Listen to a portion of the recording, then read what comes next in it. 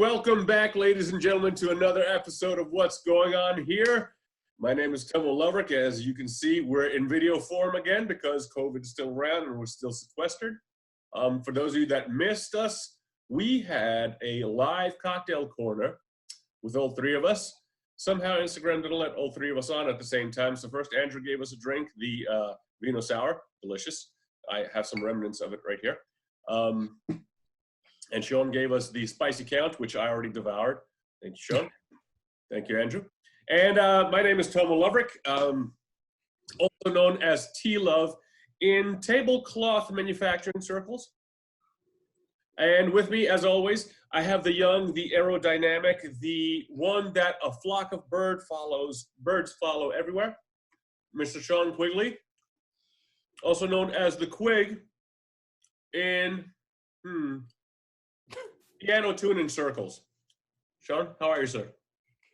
Good. I was sure you were going to say bird flocking circles. I wasn't going to go there, but yeah, okay. Yeah, no, doing good. Of course, I say doing good in the way that people say doing good when they don't, when they're just saying words, because as we all know currently, given this situation, the unprecedented situation, I'm basically teetering on the edge of my own existence. Oh, well, that's a cheery way to start the episode. All right, and with us as always, we have the young, the handsome, the effervescent, Mr. Andrew Albages, also known as AA in lawnmower selling circles. How are you, Andrew, and how's those lawnmower sales going during COVID? Great. I'm doing great. The sales are great. I mean, people still have to mow their lawn. As a matter of fact, they're looking for any excuse they can get just to be outside. Fathers that are homeschooling their kids are dying to mow the lawn. So they're, looking to upgrade. It's looking to be one of the best years we're going to have. Once again, Sean, this is how you do an introduction. COVID is taking the intro life right out of you. It's just, yeah, I'm fine. Fuck it. I'm just, no, yeah. Is the day over now? Is this Nice. the new one? I don't know. To be fair, you set me up pretty good with the lawnmower thing. So okay, all right. That's a bit easier to transition into than what was it? Piano tuning? Piano tuning. Yeah, come on. We've had it before. I didn't want to. I knew that, and I was like, I'm not going to say this. I'm not going to be the one to call it out. We had piano tuning before? Yeah, I'm afraid so. Man, I'm getting old. I'm getting senile. I'm recalling the same circles that Day. It's not my fault. You just hang out around a bunch of fucking piano tuners, all right? Don't get mad at me. Find some new friends. God damn it. All right. Anyway, folks, for those of you that don't know, what we do on our show is we review popular things in the pop culture zeitgeist and try to analyze them and break them down and figure out what's going on here. At the same time, and more importantly, what we do is we review adult beverages. And today we have a IPA from Sixpoint Brewery, Bengali IPA. This is a 6.6% ABV, 66 IBU Ale, IPA, out of Brooklyn, New York, right here. And we're gonna pour this for ourselves, and we're gonna taste it for you guys, and we're going to tell you exactly how good or bad it is. And then we'll talk about our topic for today. And our topic for today is Ancient Aliens, the TV show, and UFOs in general, and just the whole subculture of that. But before we get started, let's give the crowd what they want, that sweet sound of cracking open a beer. So are we timed? Sean, you got yours? All right, ready? 3, 2, 1.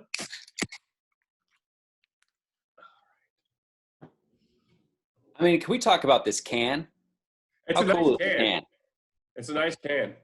I'm putting 2 cans in one tumbler that has a picture of Ruth Bader Ginsburg on it. Wow. You know what? That is choice. You know what? Ruth would probably drink that right out of that tumbler too, and both cans, and probably like tell you to line them up before she's halfway done with it too. Oh yeah. Well, that's a lovely color. Look at that, huh? Beautiful. A nice head. All right. Shall we sample, gentlemen? Wait. Sean's doing his second one. He's being efficient this time around. That's fine. Oh yes, absolutely. Look at that. That can. It's such a nice. I really. It's a. You know, I really enjoy the Branding. 6 point. The 6 point does there. Mm-hmm. We've done one of their beers before, and it was a very nice one. So I'm looking forward to this. All right. Ready, gents? Cheers.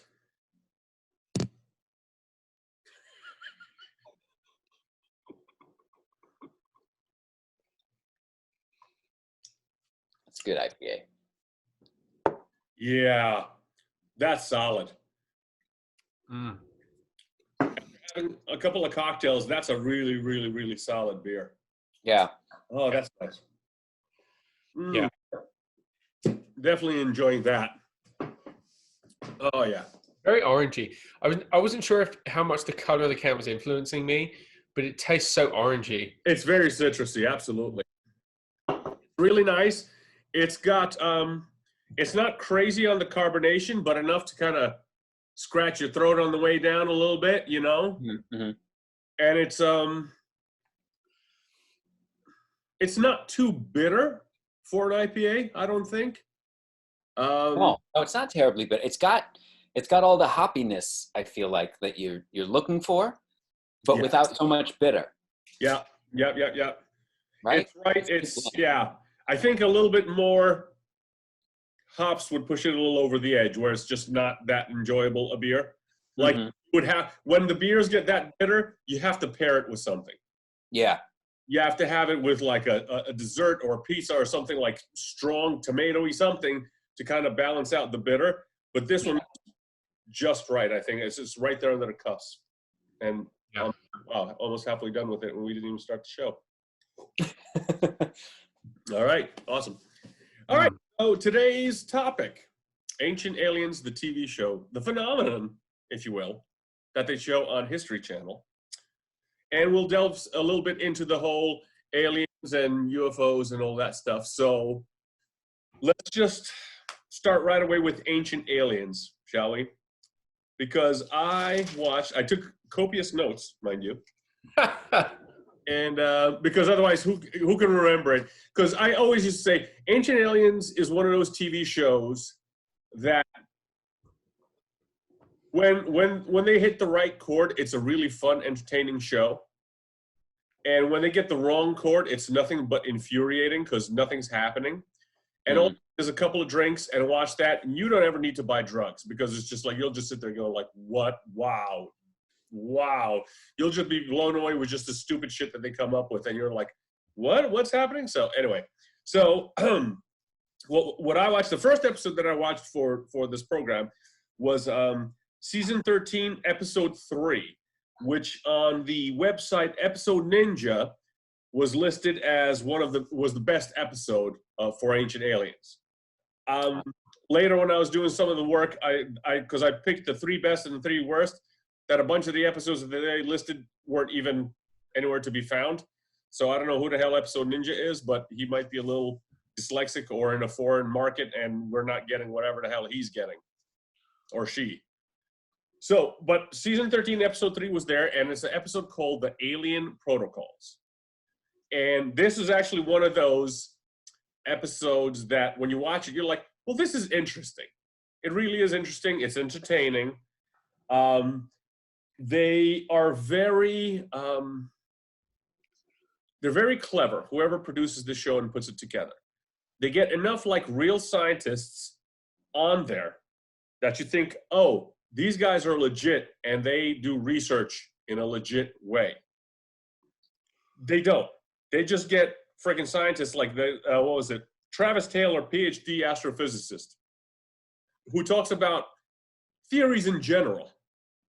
And, just kind of like almost like mental exercises. Does this happen? It's like, well, if the aliens were doing such and such, would they do this? Would they do that? And one of the things he pointed out was, if we get an alien encounter, we're kind of not, our technology is not prepared because it takes like 6 months to get a launch prepped to go into outer space, as opposed to kind of like just getting in your car, turning it on and taking off and going and doing it to encounter whatever threat it may be. So you hear guys like this and you're like, wow, these guys are like really legit. We have some real scientists here. And then it goes on, and then there's a bunch of just like kooks. And this episode in particular had like everybody that's like almost on every episode in this episode. And what they're basically talking about is, and again, they got some other like legit scientists on there who are part of some astronomical society or whatever, and they basically talk about very much in an abstract way, if aliens come, who do they talk to? How do we approach them? What do we say? You know, very abstract, and just kind of have a plan if it happens. Not that it's gonna happen, but if it happens. Like I said, it's like more like a mental exercise. And they have all these legit people, and then the kooks start coming into the story. The main one being Giorgio Tsoukalos, the guy with the hair like that, like the meme guy, eyebrows, and like a slight lift. Not. Oh, that's great. Hold on. What is that? A landline? It's a landline. Believe it or not. Oh, great. There's another phone somewhere. This is really. This is making the episode so much better right now. Can I just tell you guys? All right, yeah. COVID edition. We're home. Okay, yeah. All right. John, do you have a landline at your home? No. Okay. No. I'm old-fashioned. I have a landline. There's a lot of I don't know why. I still have. You guys you've been there for quite a while, right? How long have you guys been there? Yeah, we bought this house in '99, so we've been here for 21 years. Yeah, so back then you had to have a landline, and nowadays, and like if you were at a place when you had to have a landline, then today you still have one. But if you moved in afterwards, you don't have it. That's kind of that's how it usually is. That's pretty much what it was. Go ahead. You were saying, Sean? I'm curious. You know, I have the little hole in the wall. I could go down to a thrift shop and buy myself a hot pink Barbie phone and just plug it in the wall and see what happens. You could. It might be live. You never know. I mean, maybe. I don't know. Anyway, so like I was saying, so it's Giorgio Tsoukalos, who's the publisher of the magazine called Legendary Times, which in of itself, the title of that magazine is kind of like, all right, this dude really wants to be big pimpin'. And if you see the early episodes, he's in a full suit with a tie and has a shit ton of bronzer all over his face. If you watch the early episodes where he's on, you're just like, is this where Trump got his idea? Because this dude is like, I mean, he looks like a bag of cocoa blew up in his face and he didn't know what to do. And it's like, Giorgio, what are you doing? And the hair is like, he looks like he just stepped out of Dragon Ball Z. Like that's the only proper way to describe his hair. That's his hair right there. Yes, thank you. What are the odds? What are the odds while I wear my DC shirt during the whole thing? It's like, can you be any more geeky? All right. Then there's David Childress. And this guy, if you don't know the name, I will do the imitation because, as my wife pointed out correctly, the guys that are regularly on this show, all of them, guys and girls, there's something just unappetizing about them. They either have a lisp or their teeth are too crooked or they just look like they haven't showered in weeks and someone just freaking just put Febreze all over them and put them in front of a camera or whatever it happens to be.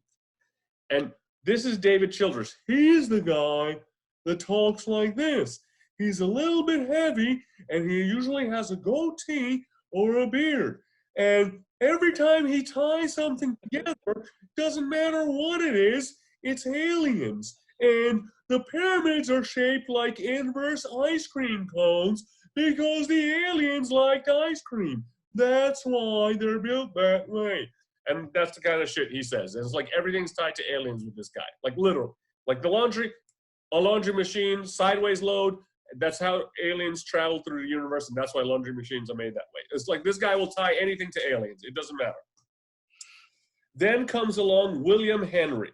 And I love the titles they give. William Henry he's the guy that looks like you saw him in a roadhouse somewhere on Route 66 in the West, that he dresses, he's the cool history professor or the cool archaeology professor, where he has like a jacket, but it's either tweed or made out of like suede, like a dress jacket, but underneath it is a denim shirt that's open like to here, and here he's got like a turquoise eagle necklace always, you know, and then has the like leather bands wrapped around here like he's like in a biker gang, but he doesn't want to let the rest of us scientists know that he's in a biker gang. And his title was author and investigative mythologist. What the fuck is a investigative mythologist? Can somebody help me out here, guys? Sean? Does he investigate mythological things? So you got the word investigative, which is like implies he's looking at the stuff. He's not an expert in it. He's not a doctor of it. He's investigating. Right. He's in the middle of trying to figure out, and the thing he's trying to figure out is a whole bunch of shit that no one knows anything about, and that's hence it's mythological. But I mean, what's a mythologist to begin with? I think it's the guy that goes out looking for Bigfoot, right? Wouldn't that be an investigative mythologist? Well, I mean, a mythologist, you figure at best, is somebody who just studies myths from around the planet, right? Well, that's the thing. The problem I have with that title is it implies you already have knowledge of the fact that the very things you're interested in are a myth, whereas most Bigfoot hunters, I would imagine, their one big thing is the Bigfoot ain't a myth, man. That's a real beast up in the woods.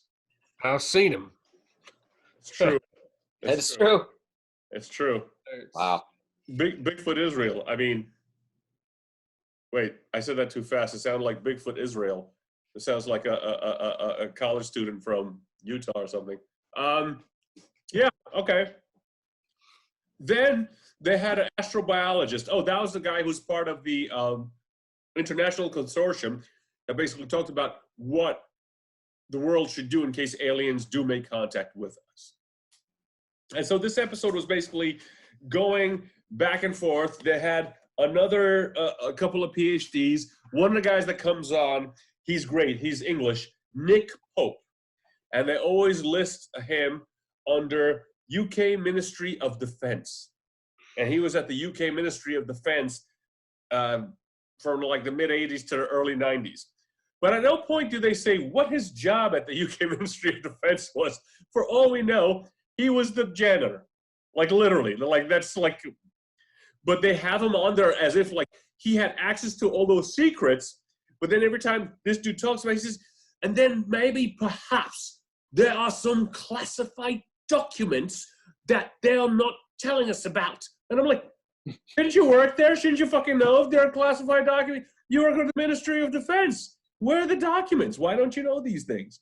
Anyway, next, some other random PhD that they got on there to talk about something completely unrelated. And then there's a guy, Rabbi Ariel Bar Tzadok. And he's like, whenever they like bring religion, and he's, again, very well-spoken guy, but he's one of these big guys that talks basically like how our religious figures were all aliens.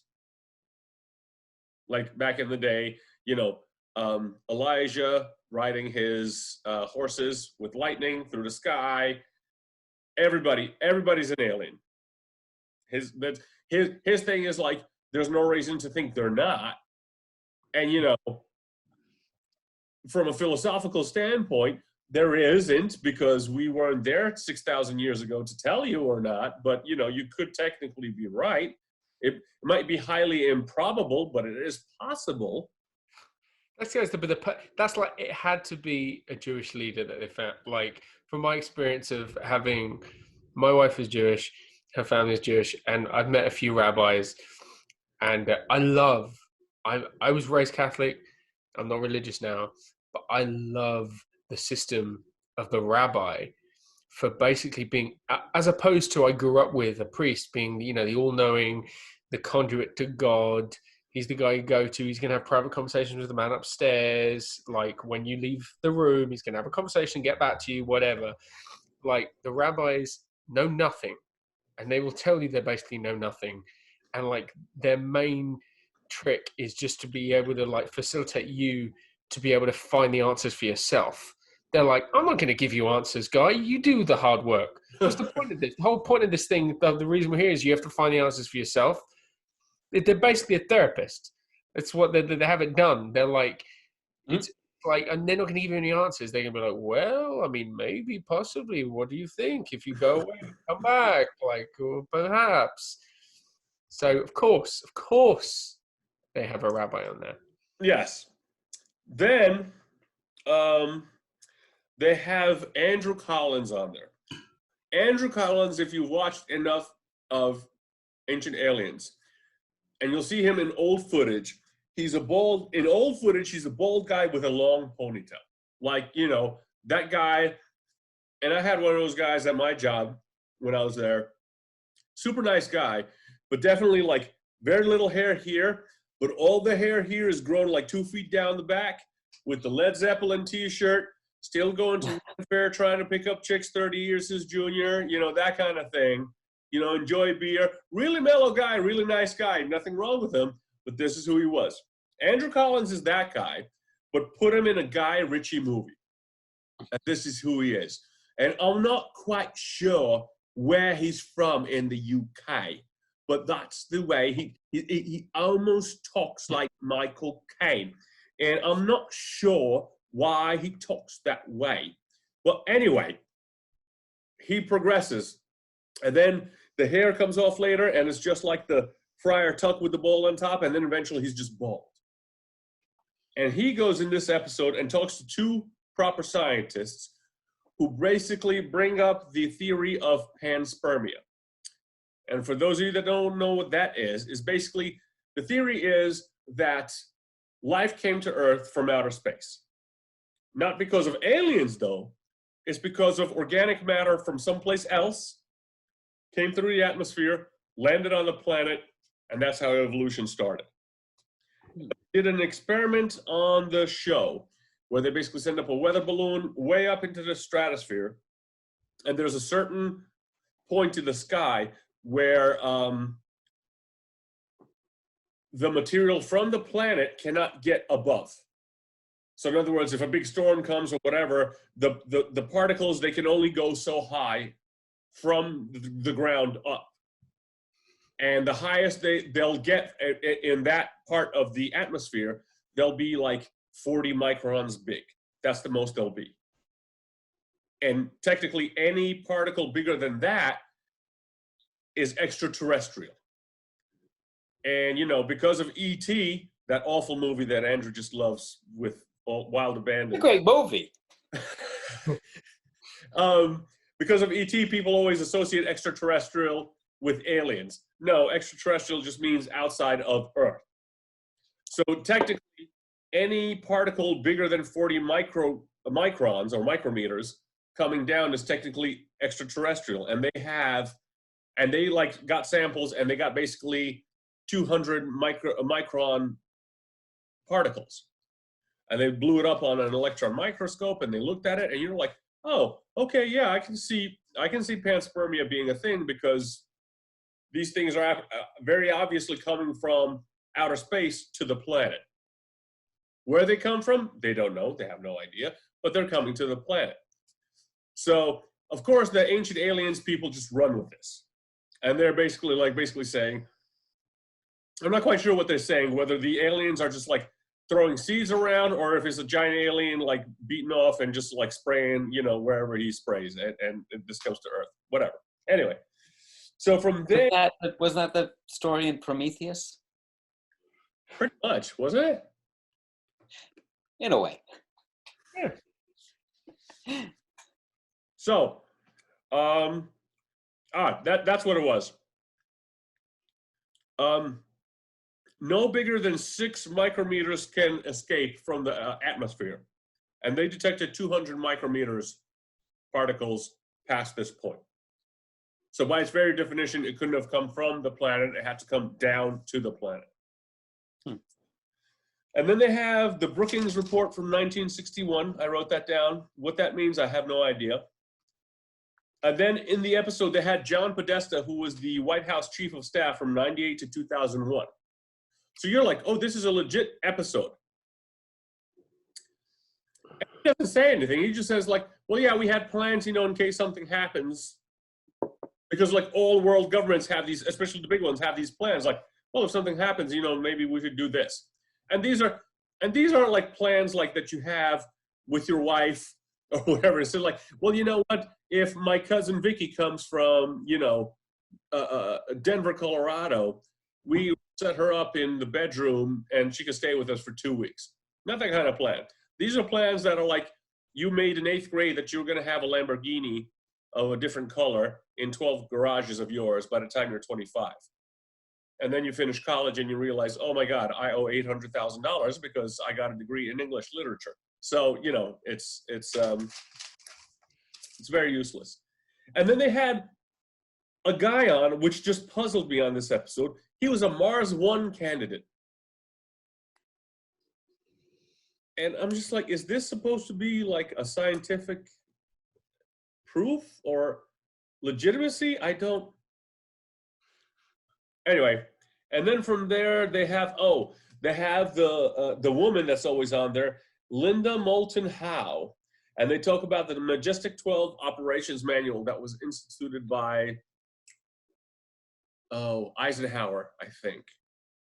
And basically they were talking about, especially back there when the space race started, like what to do if aliens, and the government had all these manuals that they wrote.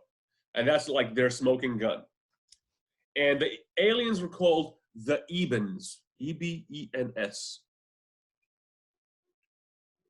And I mean, that was more or less the whole episode. They had some fun theories, and it's like not bad, great, entertaining. Next episode I watch, The Treasures of the Gods. Oh. You saw it? Yeah, I watched this one. It was terrible. So I watched, of the 4 episodes that we were talking about watching for recording this show, I watched all but one of them, which is for timing and everything. I didn't quite make it. The one I didn't see was the one you're just talking about. That's why I've been so quiet. Okay. It was the only one I did. The season 13 one. So season 7, episode 4, Treasure of the Gods. I watched that earlier today. Prior to that, I watched season 5, episode 5, and season 6, episode 11, which I'm sure we'll get into. Season 7, episode 4, Treasure of the Gods, is the only one I didn't fall asleep while watching.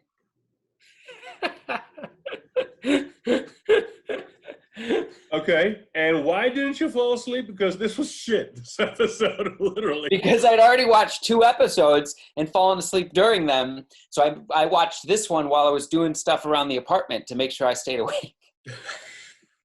So you really gave it your full attention, is what you're saying. I actually, what I got from this episode, I did think was a little bit more entertaining than the first 2 I watched. Although the Einstein one went into some interesting things.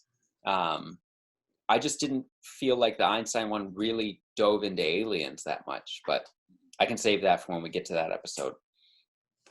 They have the formula all wrong. Like, alien shows, things about aliens is enduringly entertaining if you embrace the fact that the people that are obsessed about the aliens are crazy, like fools who need help. And this tries to be so serious. Yeah, and that's why it's boring. Because the crazy people are held up on a pedestal, like they know that, like you're sitting and having a conversation with them. Like it's. It's not. Have you seen And they have a Comic-Con for Ancient Aliens? Have you seen like footage of this? And No. these guys like Giorgio and what's his face, David Childress, they walk in, and you thought fucking Steve Rogers Evans walked in with his dick in his hand because the way these people cheer. It's insane. And you're like, As a slight side note, before I forget, you made me think of it when you're saying about whatever. Did you hear? I read today that Tom Cruise, NASA, is letting Tom Cruise film a film in the International Space Station. Yep, I heard about that. It's like a day old news now, right? Or a day or two ago, it just said it. Of course, the first person to make a movie in space, or at least he's trying, is going to be Tom Cruise. Yeah. But here's the real question. How old is he going to be by the time they get this up and going? Because they're just talking about it now. And I think he's turning 60 this year. Yeah, but he looks good. Oh, he looks as good as he did when he was 20. But he's going to be like 70 years old. There's no way this is like they're going into production anytime soon. He's got the Harrison Ford thing. Like, you know, like he can make it work. You know, Harrison Ford was what, like 70 when they made the last Indiana Jones, probably. Maybe 60, late 60s. That's true. But he wasn't in outer space. I'm not saying Tom Cruise. Tom Cruise will be doing stunts and shit, making movies until he's like in his 80s, if not later. Tom Cruise is the prototypical I'm never gonna get old and die guy. He is. Guy that keeps wanting to do his own fucking stunts. It's like, dude, get a stunt. This is why on the last Mission Impossible, he wanted to jump across from one roof to the other. And he had a cable on him too and still broke his ankle. It's like, dude, what are you doing? Stop. Get a hold of yourself. But after he recovered, he went back and did all the rest of his stunts. Have you seen that movie? I have not. The shit he does in that movie is unbelievable. Those movies are so good. Yeah, especially the newer, especially since what's his face started directing them, Chris McQuarrie. Yeah, who did the other one, which is really good. The one he did, Jack Reacher, first one. Oh, that's how him and Tom Cruise, I think, started working together. I haven't seen that. Do you know who lost out to Tom Cruise for Jack Reacher? Have either of you ever read the Jack Reacher novels, by the way? Yeah, I read one. Really good novels. A bunch of them. After a while, they got to be the same, and I stopped reading them. The Rock lost out to Tom Cruise. Really? And I will point out that the character of Jack Reacher in the novels, big dude, right? 275. Yeah. Basically the size of The Rock. And somehow Tom Cruise got the role, who was 5'9" with freaking 3-inch heels. I mean, come on now. They're doing they're planning on doing more movies. They were planning on trying to spin it into a franchise, but then because it came at a time where Tom Cruise, it looked like the Mission Impossible movies, which was his Bond franchise, was sort of winding out of time, he did the Jack Reacher because they're like, look, we're going to try and make another James Bond Mission Impossible thing. And he was like, sign me up. I forget the name of the author who wrote the Jack Reacher, Lee Child. Yeah. He was never a fan of Tom Cruise, like, because he maintained the whole time, like, he's not right. Like, Jack Reacher is, the whole point of Jack Reacher is he walks in a bar and everyone turns and they're like, wow, don't mess with that guy. Right. Like, that's the whole point of him.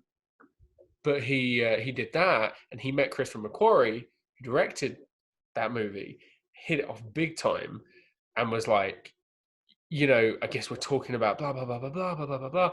And at some point along the line, Tom Cruise probably said, like, hey, Mission Impossible, like, I have all the rights. I'm the exec producer. Like, hey, how about we just do this, but Mission Impossible? He was like, okay. And they made, like, Ghost Protocol, huge success. And they made 4 that huge success. Now they're making the next one. And then the next 4 Tom Cruise movies are all Christopher McQuarrie related. Even Top Gun, he wrote. He didn't direct it. He wrote it. Yeah, well, they're shooting. So they did the last 2 together, him and McQuarrie. And they're doing, what the hell was that? That was 5 and 6. So they're shooting back to back 7 and 8 as like one giant movie, and then it's going to be split into 2 halves, and that's again with Macquarie. That's crazy. And they did the sci-fi one, the Live Die Repeat thing. Was Macquarie one of the writers on that? Yeah, he wrote that. That was a great movie. That was a fun movie. Yeah, that was a fun. Yeah. Look, Mission Impossible are great. Those 2 movies are. I hold Ghost Protocol and Fallout are my 2 favorite of the whole. Wait, you mean Rogue Nation, right? Oh, sorry. Yeah, Rogue Nation and Fallout are my 2 favorite. The other one, the Ghost Protocol wasn't bad though. I have to rewatch that. But remind me which one was which. The last one I saw in the theaters was the one with I believe the actress is Swedish. Rogue Nation? They had to do that whole underwater thing to get the computer. Yeah, that was Rogue Nation when he's like got to hold his breath to break. Right. That's Rogue Nation. Well. Yeah, that's a fantastic one. Simon Pegg, I think, is great in the series. Yeah. I love the whole thing where the car flips over so many times and he gets knocked out and then he wakes up, starts screaming, and they're like, the car's settled. I thought that was just like brilliant because, like, yeah, that's kind of what happens when you get knocked out.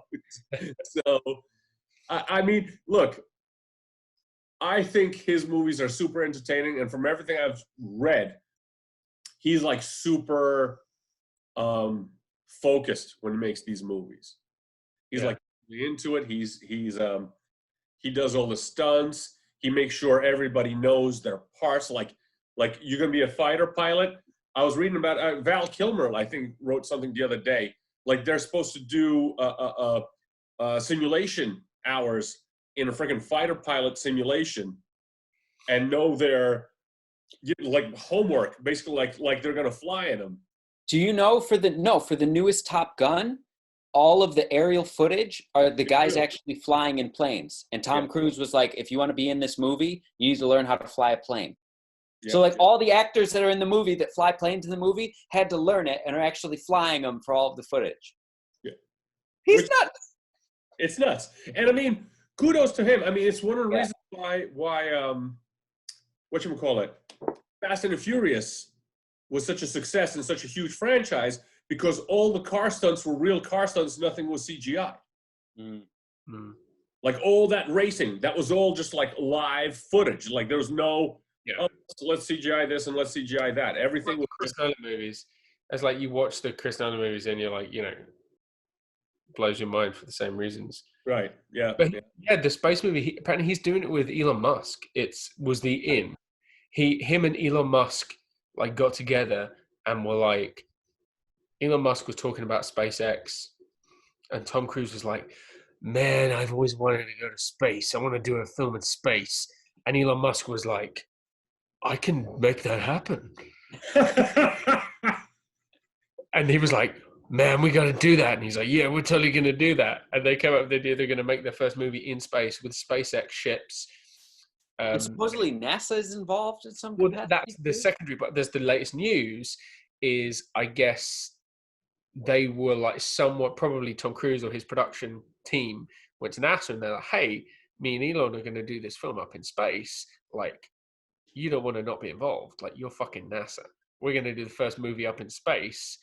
Do you want to get involved? Like, I hear you got that pretty cool International Space Station sitting up there. That thing's got to be pretty cool. They're like, yep.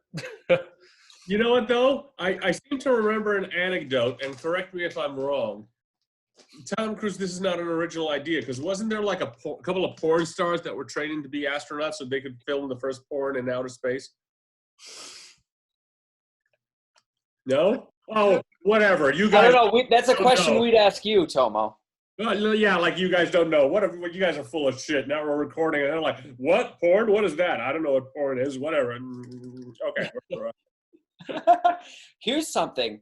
We're all talking about how ambitious Tom Cruise is, right? And whatever, how crazy it's going to be for him to be the first person to star in a movie, blah, blah, blah, blah. What about the crew that's going to have to shoot that thing? How the fuck are they going to do this? I mean, just teach the people, the people up in the International Space Station how to be a fucking grip. Yeah, right. I mean, honestly, if they're smart about it, they'll try not to make it like a Hollywood movie, and they'll try to make it like a fucking Zoom conference, like the way the actual space footage is when they show like the astronauts shampooing their hair in space, or like the way they're drinking water or whatever. They're just going to keep it that way because then it's just going to feel a lot more real. So just float around the whole time. Yeah. Cameras, everything. Somebody like crack themselves and like Dookie just kind of go by in slow motion. I don't know. Maybe. How you gonna? I mean, continuity's gonna be a bitch with shit floating everywhere. Every space movie I've ever seen that takes place in anywhere like the International Space Station, there's one drunk Russian guy who doesn't get on with anyone else. There is. Sergey. Oh my God, where's Sergey? The commander's American. He's like, I am doing my own thing in the boiler room. Fuck. He's always the engineer. It's true. Or he works the compost bin. One or the other. I don't know which one it is. So, season 7, episode 4 of Ancient Aliens is Treasures of the Gods. And all they talked about is basically all these treasures in different cultures that they were hiding from invaders and whatever else, and taking them to hide to bring them back to the aliens. And that was the whole episode. And I'm like, wait a minute, what? You guys didn't say anything. This is literally like, because you're like expecting for them to expand. First it was, the copper scroll that they found with the Dead Sea Scrolls. And how they found that the copper scroll lists 64 treasures on it. And you're like, okay, what are the 64 treasures? And they showed some British guy who's been studying it forever. And it's like, no, let's go to Egypt now. It's like, wait a minute, what happened with the 64 treasures? And then it went to Akhenaten, the heretical pharaoh, who was an alien for some reason. Solomon's ring, King Solomon, David's son, his ring controls Ashwadai, a demon. And apparently he had a laser sword. Right, he was a Jedi, very obviously. And I mean, we all know Star Wars happened a long time ago in a galaxy far, far away. Montezuma's treasure is in Utah. The Aztecs took it there. And that's it. And it was just like, wait a minute, this is the episode. The ancient cultures took their saved. One of the only things that stood out to me in that episode was the potential for a lightsaber, which excited me.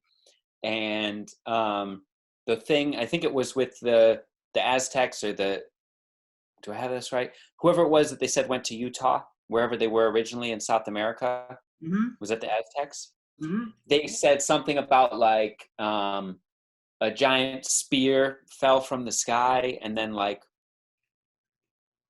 and all the prophets came out from it or something. And then they cut to the crazy hair dude and he was like, basically a spaceship landed and all these aliens came out. That cut, Everything, no matter how banal a thing was described in mythology, it's a spaceship. The bowling ball fell from the sky. Well, very obviously, that's a spaceship. What else could it be? It couldn't be anything else. It's a spaceship. Okay, all right. Couldn't be giant hail or anything like that. It's a spaceship, all of it. Yep. All right. So then we go to, they talk about what's the name of, in Delphi, Greece, the woman that does all the future predictions. What was she called? Oracle, thank you, yes.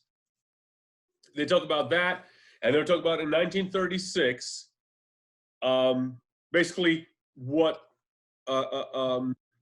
Raiders of the Lost Ark was pretty much based on. In 1936, Hans Schleif, who was like a Nazi researcher, they went looking for the Omphalos stone that belonged to the Oracle at Delphi. And they were in Greece in 1936, searching everywhere, because that was the great hook in the Hellboy movies, like especially the first one that Mike Mignola did, that the Nazis, they really did go looking for, and they kind of addressed it in the first Avenger. They went looking for mythical treasures everywhere because Hitler was obsessed with the occult, and he just thought that if we get every little religious artifact, we're going to take over the world. So that was that. And then there was like the chambers in the Kerala's treasure in India. There's a chamber that they couldn't open.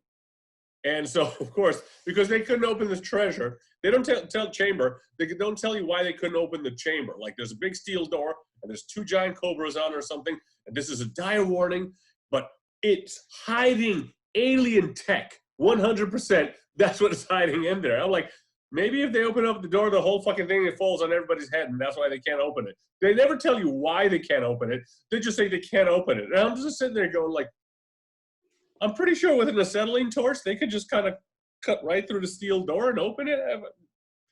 Like, no, it's alien tech and it's being protected, like literally everything. And all I can think of is like, it's somebody's laundry that they left in the basement like 3,000 years ago. Alien tech. I love it. I like to think that in 1,000 years from now, people are going to look back on Flex Seal and say that that was alien tech. They're like, they got this crazy liquid rubber material. It can fix anything. Holes in boats, holes in a house. It can make a thing. It's alien tech. That the aliens brought. It's not something we made. Because that's the other thing. It's kind of insulting. And that brings me to like season 5, episode 5, the Einstein factor. And they're basically talking about Einstein and his brain and how his brain, when he died and they autopsied it and they took out his brain and took slices of it, the brain structure was that of a 20-year-old. It's like, okay. So the guy was just like, I mean, he was freaking Einstein, right? That was fascinating. But it was fascinating. Absolutely. It doesn't mean he was an alien. No, but what they took from there was that he and all these other really smart guys, Ramanujan, they made the movie about him. He's the Indian mathematician that figured out what's that movie called? It was what's his face from Slumdog Millionaire played him. What was the movie called? Yeah, The Man Who Knew Infinity, I think was the movie was called. And Ray Fiennes might have been in it. I could be wrong there. But him, Socrates, Tesla, Da Vinci, Einstein, they all tapped into the Akashic record. And what the Akashic record is, for those of you that don't know, is basically this theory that it's like a different dimension that all the knowledge of the universe rests in. And these guys were able to tap into it and bring it to us. And the aliens talk to them and help them out. And so here's my question. Why would the aliens tell us how to make a nuclear fission as opposed to fusion? Which is way more efficient and way safer. Why wouldn't they tell us what fossil fuels does to the environment? Like, who are these aliens and how sadistic are these sons of bitches? Why would they tell us? You know, it's like, and everything's like aliens are helping us. And like, they're real assholes, these aliens, because they're just letting us fucking shit all over the planet. Who are these aliens and why are they so vicious to us? You know, and then at the same time, it's funny, I want to play devil's advocate for both sides.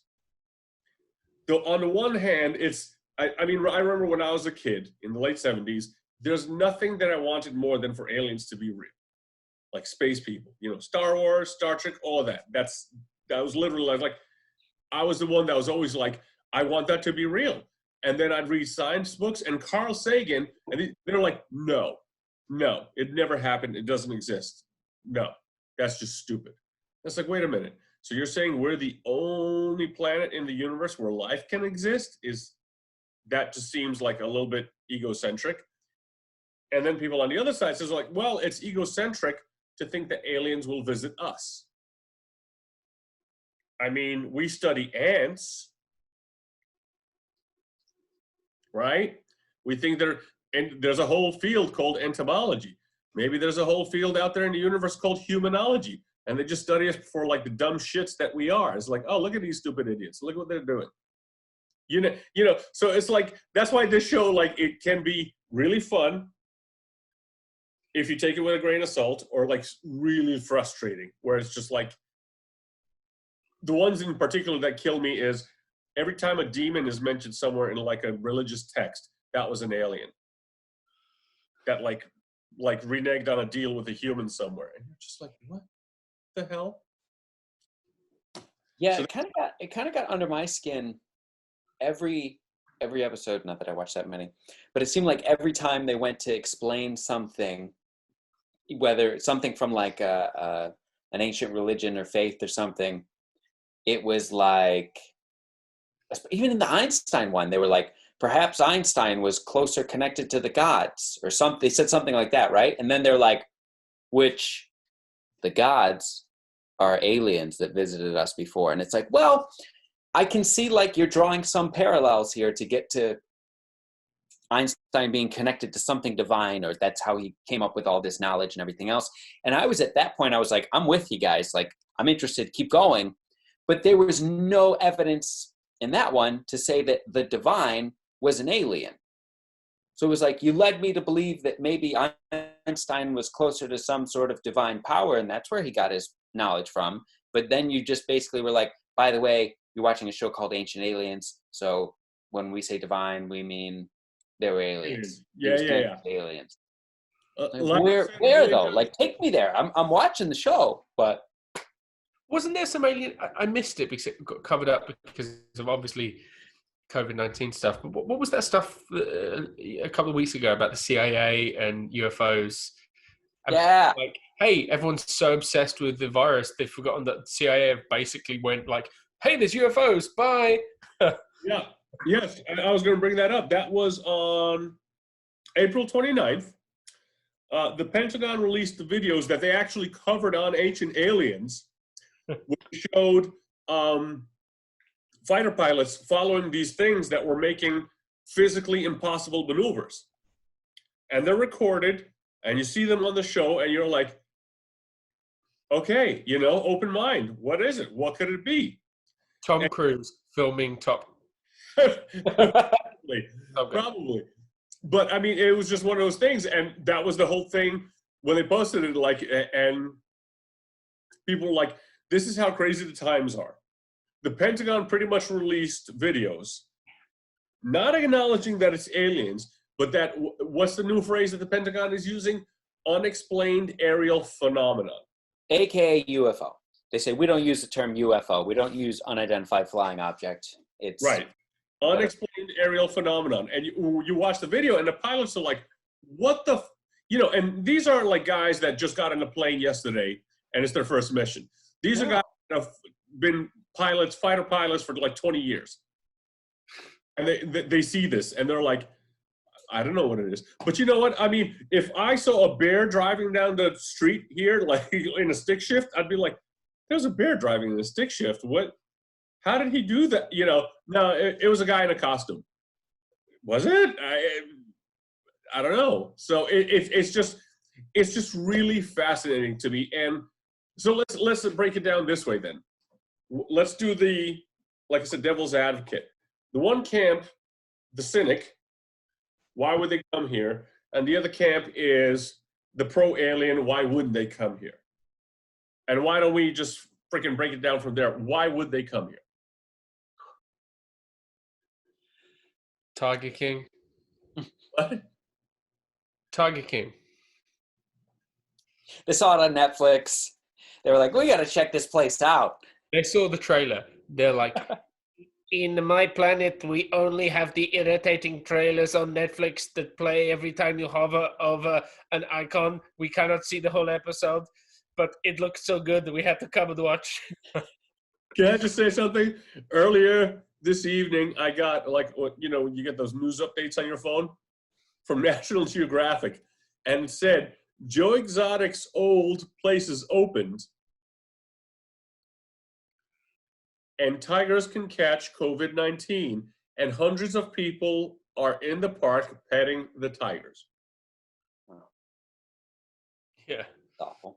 That was like, literally came through a couple of hours ago. And I was just like, wow.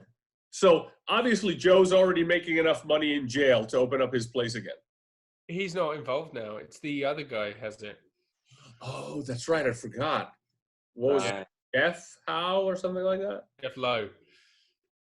He's That in charge. son of a bitch. It's his joint. Joe's making money now. He just opened a store, and it's pretty recent because the first thing I did after finishing the show is check to see if he still had like an online store where you could buy his crazy merchandise. Because I assumed, oh, he has to.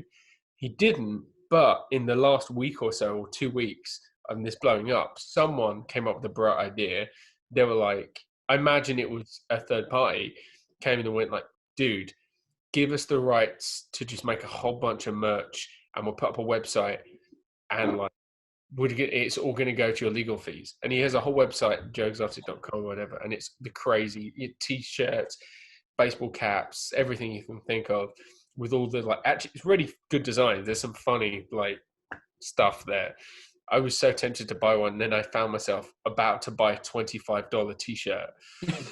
And I was like, I'm not buying a $25 t-shirt. No. Even though I know that it's all going to Joe Exotic's legal fees. I was like, I'm not doing that. So let's break down the aliens. Besides the fact that I want to see Joe Exotic, why would they come here? I guess it's what you said earlier, Tomo. Like, they would study us, right? Same as we study other things. Sure. I've always thought the one argument I never hear is, or the one thought I never really hear. We always talk about it like if there are other sentient beings out there wherever in the universe, we just automatically assume that they're significantly more advanced than us. What is to say that there aren't other beings out there, that there are others? Let's say there are other beings out there, but what's to say that we aren't the most technologically advanced ones in the universe? Sure. Nothing to say that more than there is to say that it's guaranteed that the others out there are just smarter than us. Maybe there's some that are smarter and some that aren't. I mean, that I guess would be the most realistic thing, but I never hear that thrown around. That's an interesting concept. I think it's interesting to think that we always assume that aliens are way more advanced than us because it makes it interesting and it makes us want to be interested in finding them. Mm-hmm. And the true nature of what it probably is, which is us going to planets and it takes us years and years to get there, and we're studying microbes and we're studying tiny little bugs or particles of things that could eventually be bugs in a million years, and it's so primal. That's so boring to most people that They don't give a shit about it. So therefore, if there are the advanced life forms out there that are way more advanced than us, surely they're equally as bored with us who are not advanced. So surely wouldn't they be spending their time trying to find the sexy things that are more advanced than they are? Like, there's this weird thing of like, maybe they're out there, but they're trying to find, if there are the advanced people want to find the advanced people, they don't want to find the fucking like petri dish people that we are. And we don't want to put money into the petri dish studies that, so it's like they are there, but everyone's just like, we're never going to find each other because we're just like. A friend of mine told me about she went down a Reddit hole once. Oh boy. Reddit holes. Basically, the idea was UFOs or aliens and things like that people say they have seen, which there's not that. There's like, especially if you look at Ancient Aliens, right? If presumably there's been so many sightings of them a long time ago and less of them as things get more advanced, is that they aren't aliens, they're us in the future, and we've tapped into time travel, but we're smart enough to know we can only go back to a certain time when they can't record us with their phones.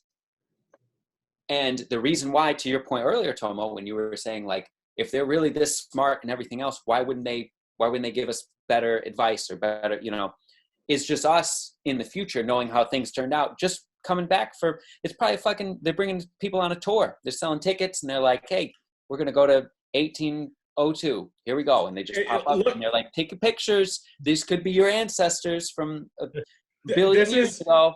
Here we go. And we're back. I'm glad you brought that up because that's what I was going to say next. It's like, there is that idea out there that this is just us coming back to check out history.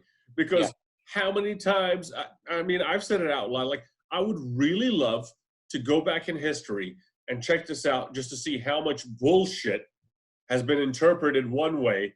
Whereas, you know, and they they oftentimes address this in these historical movies. When they come back, like they kind of did it with, now it was, it's history about the future. But I think there are other examples as well out there. It's Star Trek First Contact, right? Where they go back to find Zefram Cochrane, who's the guy who invented warp capabilities. And there's all these people that are just like following him every step of the way. And they're basically looking at him like a freaking deity. And he's just like, I'm just a dude who gets hammered in the freaking local bar between ducking salvos from assholes that are still fighting a war. It's like, I don't know why anybody's even looking at me like that. And it's kind of like that idea. And I mean, I've said it myself, it's like, I'd love to go back and just see what the dinosaurs were really like. Because right now, theory, it's accepted theory, but I'd love to just like be like a fly on the wall, if you will, or just like be in a helicopter and just like watching stuff happen. Like this is amazing. So yeah, you tell me if it was an option, like instead of going on vacation, you could spend a little money and hop on a time travel machine and spend a day or even whatever, just for like an hour, just go visit and sightsee a different time period. Hell yeah, sure. You would do it. Well, yeah, more likely. Well, maybe not the part, but scientifically speaking, I'm fairly confident from what I've heard that is, from just a scientific standpoint, as a theory, time travel is a lot more plausible than aliens. Yeah. Time travel is totally, they just did an experiment a year or two ago in Australia where they've more or less proven that you can travel back in time. Wow. Do you guys ever see, I wish I could think of the name off the top of my head. He was on an episode of the Joe Rogan podcast, and he is some guy who like studied UFOs or he's a guy who like exposed something. Oh man, I wish I could think of the name of it. Was he on 42nd Street when he was exposing it? No. So the thing is, he's like a very legitimate guy. He's like a very reasonable, calm, just well thought out dude who basically the story is he was engineer or something to that effect and asked to work on some project, and they never told him anything. They were just like, go study this thing and give us information about it, and you can't talk to anyone about it. And that was all he ever knew. And eventually he came out and exposed a little bit of what he saw, but just because he didn't really know any better and was like, I just want to tell people about this. He knew he wasn't supposed to, and then at least from his perspective, they tried to paint him as some lunatic who was like, there's aliens and da, da, da. Anyways, long story short, he's on the episode of Joe Rogan. I'll look it up and try and get the name. But he's the most like normal, sensible, reasonable guy. And you can tell, at least it seems like from listening to it, that he's not crazy. And his story is basically that he's not crazy. They just tried to paint him as crazy because he exposed something. But the thing he studied was basically, I guess you'd call it a UFO, was just some sort of ship. And Joe asked him a lot of questions, like, where was it from? He was like, I was given no information. He's like, there were a couple other guys I worked with, and one of the guys seemed to know a little bit more. And he told me they found it in an archaeological dig, which means it was from the past, not that it just turned up here. But the other crazy thing is he said, and they could never figure it out, and this is the biggest thing they were trying to study, the machine or the vehicle, or whatever you want to call it, could manipulate and control gravity. And they could not, for the life of them, find any, they could not, connection. Right. They just could not figure out how they could do it. And he said, if you have a machine that can manipulate or control gravity, you can travel through time. Sure. Yeah, I mean, theoretically, I mean, hence all of the Einstein theories, the theory of relativity, all of that. that gravity affects time, right? Yeah. It's the whole thing that Spielberg tried to portray in Close Encounters. The fact that they took people from various points in history, Right. went traveling at close to the speed of light, and they brought them back to Earth, and they're the same age, or a couple of weeks passed for them, but on Earth it was 40 years. Mm-hmm. And so, I mean, it's fascinating to see and hear stuff like that. You're gonna have to forward me like which episode of Joe Rogan that is, because I'm trying to look it up right now. There was another one I saw, which I think I found something about this, which was with a either a Navy or Air Force pilot. And I want to say he might be one of the pilots that was involved in this whole thing that's that just got released. They just released now. Because his story was that he was in a plane and they saw some unidentified object and he flew towards it. And by the time he got there, it was gone. And his the other pilot or something then saw it like behind them. And they turned around and went back for it. I forget. It was something crazy, but it moved quicker than they could even see. There's got to be so many Air Force, Navy, whatever, military people that are going to come out in the next 30, 40 years with stories. Just thinking from my own personal experience, my granddad was in the RAF post World War II. Okay. Like he joined the RAF in like 1948, something like that. And he was in there for like 5 years. And his primary job was closing up radar centers and bunkers that were being used during the war. Closing both on the Allied side and the Axis side, going around Europe and closing them up, making sure that they were safe, there was nothing going on there, taking out everything that could be used again and just closing them up. And that was his job. And he never said anything about it. And then all of a sudden, like a handful of years ago, and he's 90 now, he's 89 now. A handful of years ago, like in his 80s, he just like turns around and he's like, and tells me the story. He was like, there was this one time, and I'm not supposed to say this, but I don't think they're coming for me anymore. And I was like, huh? And he said, Time out, before you continue the story. First of all, kudos to your grandfather for just wanting to get things off his chest. But at the same time, it's like, you know what, Sean? You really don't fucking matter to me. So when they come and kill you, I'm just going to tell you the story anyway. So fuck off, you pillock. Let me tell you the story. Okay, go on. He said one time they'd showed up to this place and it was in the middle of nowhere and it was it was by the cliffs somewhere. It was out by the coast, just like, there was this cottage. It was like a random cottage just sitting there. It looked like an abandoned kind of like fisherman's cottage. And they went, what's this? And they drove up there and they're like, oh yeah, this is a place we have to check out. And like, oh, what's this? And went there and they went in the cottage and there was legit like a secret door in this cottage. It was just this old, no one was living in it. There was a secret door and they went down and there was a staircase. They went all the way down and there was an underground base underneath, and it was like every spy movie you've ever seen. There was like marble-lined floor, there were computers and bookshelves and all this kind of crazy stuff that was set up. And did he tell you where this was?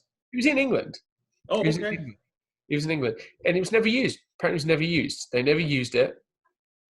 And apparently, it was part of this secret thing. And apparently, there were loads of them. They were all over the place. These secret bases, these bunkers that were built that are underground, and it was top secret, it was confidential, and he was sworn he wasn't allowed to say anything about the location or what he saw or what it was. And if he did and it got out, he'd go to prison. This was, the 40s. They're like top secret. And he said, this big old bunker with like this, like, all this sort of stuff you can imagine in all like things, just under some like little cottage in the middle of nowhere, like right down underground in this thing. And that was the 40s, like the fucking 40s. God knows what they have now. My point is, he didn't say anything for all this time Right. because he was like, well, I was in the RAF. They said it's confidential. You can't tell anyone. It's completely top secret. He never did. And then he was like, reached to his 80s, and he's like, they're probably all dead. They're definitely all dead now. Well, I mean, I'm glad you actually brought that up, because that's like the guy who was a Canadian defense minister, who came out a couple of years ago and said like, no, there's aliens. We've talked with them. And everyone's like, he's just a freaking senile old man, because he was like in his mid or late 80s also himself. And he was like very specifically talking about like details. And they're like, yeah, he's just crazy. And it's kind of like, it's the perfect plan. It's like, you come out when you're an old person, what are they going to say? You're crazy. No one's going to buy it. Talk all you want. This is why they don't say it. It's like, he's just fucking making shit up. He's just pulling everybody's leg. So I found the Joe Rogan podcast I was talking about. Give me numbers. Give me numbers here. So the first one I was talking about the guy who studied the UFO and all of that. Yeah. His name is Bob Lazar. Joe Rogan Experience 1315 with Bob Lazar. He talks about, this came out in June of last year, June of 2019. Okay, so recent. Okay. It's fascinating. Okay. And then the other one, and I just double checked it, and I'm pretty sure I'm right. I didn't do all the research yet, but the other one, when they released the Pentagon video and everything, I was like, this sounds like one of the guys that was on Joe Rogan that I heard of. On October 5th, Joe Rogan Experience number 1361, he had Commander David Fravor on. David Fravor was one of the pilots, one of the U.S. Navy pilots who was involved in I think it was two different planes in that video that has now been released by the Pentagon. And they talked about it on that show last October. And that's now been released. Yeah, because they mentioned in the article that the Pentagon released it, some TV program released it. They said some TV program. And it was on History Channel. I watched it last year. And it was a dude who worked for the military. He was, I think, Army intelligence. And he talked about the various places that he's been and the various things that he's covered up. And he was like a big believer. It's like, and they were so like, no, we have to keep this quiet from the public. It's like, we can't keep the public safe if they're not prepared. Mm-hmm. Like that was his whole spiel. Like, we don't have to give him details. It's a really silly thing. And, freedom of press is paramount, quite frankly. It upsets me what journalism has turned into, especially over the last 25 to 30 years, because journalism is supposed to be completely impartial. You had your opinion fucking page in the New York Times, the London Times, the Washington Post, whatever, where somebody could put an opinion. But the rest of it was, this is what happened. This is when it happened. These are the people involved. These are the consequences of it, blah, blah, blah. And you're just giving facts. Nothing. No fucking opinion, no hyperbole, no nothing, facts. And that's what it was supposed to be. But because of the internet and everything's turned into a money-making machine, everything's turned into clickbait. They always take the worst possible snippet out of an article they could possibly put to just get you to click on it. And then, you're like, it's like, and they got thrown into boiling water. And you're like, oh, fuck, who got thrown into boiling water? And it's a recipe for baked ziti. And you're like, wait, what? Why is this even a thing?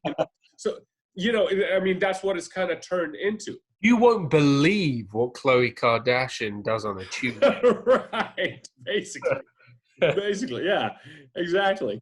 So, so when you see these here, and I you know what, I don't even know what my fucking point was anymore. I'm gonna drink and shut up. I totally forgot. Never mind. Cheers to the aliens, first of all. To the aliens. To the aliens. And I like the idea of just people going to the past, because like I said, I've said a million times, I would love to be in a cloaked vehicle watching, the Battle of Waterloo. Yeah. The movies are fun. They're entertaining. The books are cool. Historical books in particular. I read a fascinating history book called The Four Princes. And it was about Richard No, not Richard. Sorry, Henry VIII. Henry VIII was the one that married Anne Boleyn, right? Yeah. So it was with Henry VIII. I forget the French king at the time. Charles V and Suleiman from the Ottoman Empire, and it basically talked about how they all intersected during 1500s. And it's a fascinating read, and it's one of those things like, so this guy did a lot of research. He looked at all historical texts, but as we very well know, if you win, you write the history. The loser doesn't get to write the history. Yeah. And that, I mean, it's all about point of view. Well, that's what's so fascinating about. Have you ever read the? It's so trite now. Even the People's History of the United States. No, I haven't. It's Howard Zinn. It's a very it's a brilliant book. My father-in-law gave it to me, and he was like, "I think you'll really like this. I might lend it to you if you're interested." It's fascinating. Sure, and sure. It's actually it's brought up in what's the one? There was the movie Matt Damon where he plays a math genius. Robin Williams, Genius. and Affleck. They won the Oscar for it. Robin Williams. Good Will Hunting. Good Will Hunting.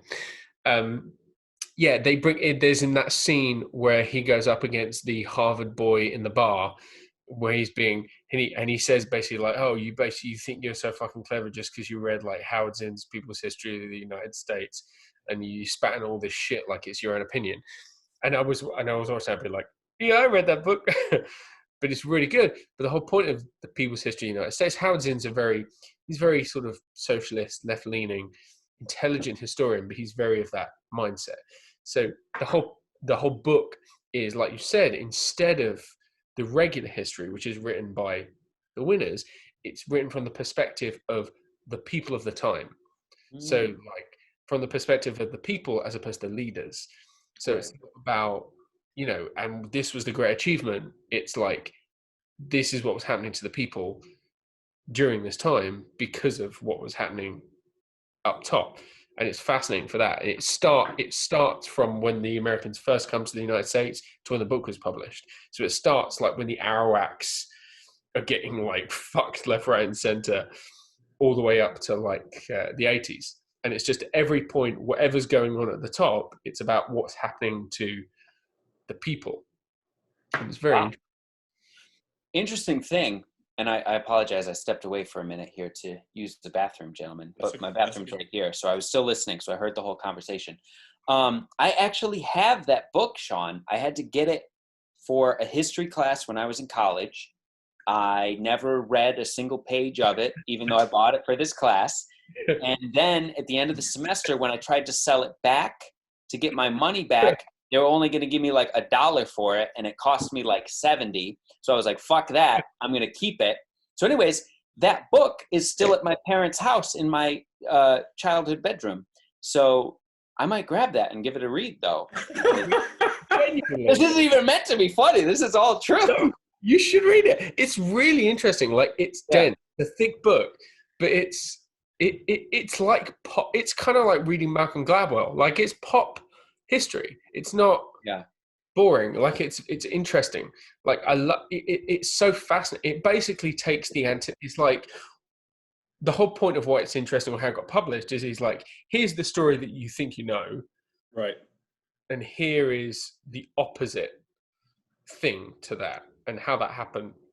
There's a whole section of, like, it takes whatever the biggest thing of the time was and it focuses on basically the opposite argument of it. So there's like the whole bit, it was very interesting.